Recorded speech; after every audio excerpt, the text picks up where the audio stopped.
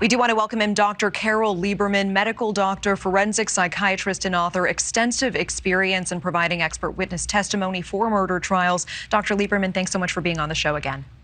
Thank you. Good to be back. And Doctor, you've been tracking what we are hearing from Kohberger's attorney, that on the one hand, Kohberger apparently looking forward to being exonerated, to proving his innocence. Are you tracking any potential movement towards not guilty by reason of insanity or the equivalent in Idaho? And how do those things pair up? Well, yes, it does seem to be very contradictory, because on the one hand, there's some bravado in that. I'm not going to fight extradition because I want to get back and prove to everybody I'm not guilty.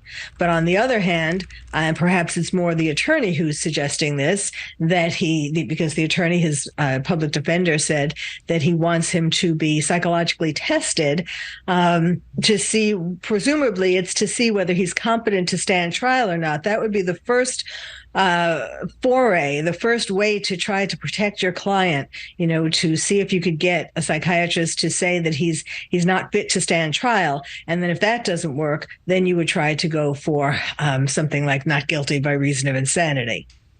Given that Bryan Kohberger studied criminology and the mind of a criminal so extensively, in undergrad, that master's, working towards a PhD, are you puzzled by why this crime would be so messy, so bloody, and so prone to leaving DNA behind? Why would someone who knows so much about this commit a crime in this way?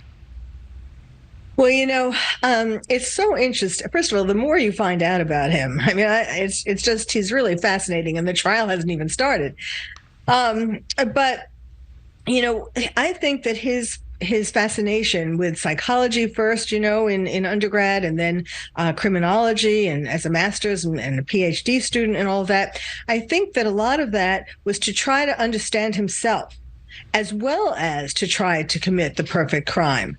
I think he's been struggling with some of these violent impulses that he has.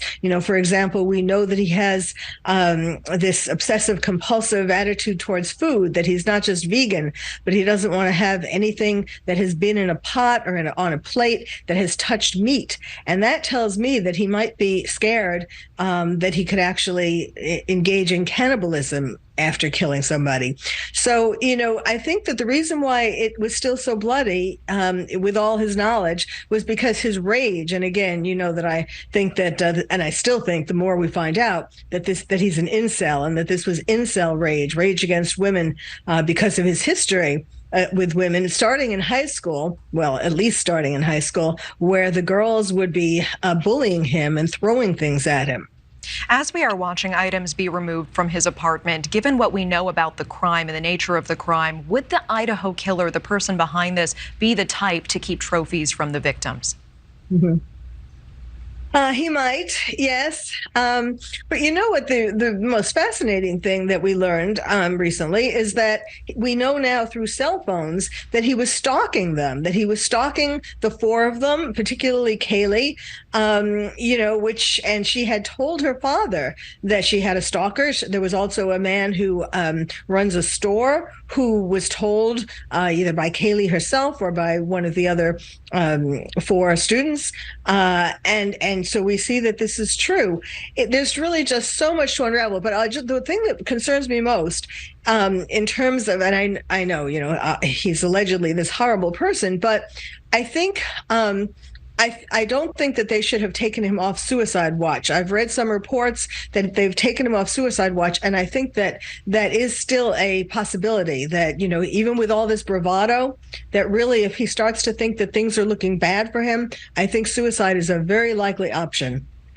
Dr. Carole Lieberman, appreciate your time. Thank you so much for coming on the show. Thank you.